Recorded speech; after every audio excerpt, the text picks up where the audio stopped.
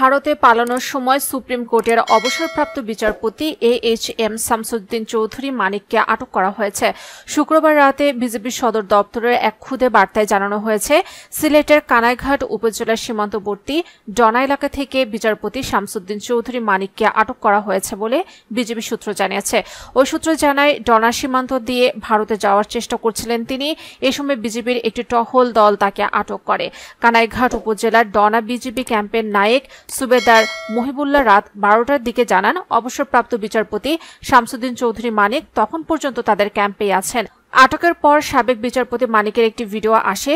16 সেকেন্ডের এই ভিডিওতে তাকে জঙ্গলের মধ্যে কলাপাতার উপর শুয়ে থাকতে দেখা যায়। তাকে বলতে শোনা যায়, এই পয়সা আমি দেব, ওই ফালতু লোক দুইটারে আইনো না, আমি এই দেশে এত কষ্ট করে এসেছি।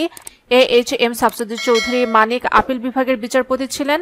2015 সালের সেপ্টেম্বরে তিনি অবসরে যান। এরপর বিভিন্ন অনুষ্ঠান ও টেলিভিশন টকশোতে কথা বলতেন তিনি।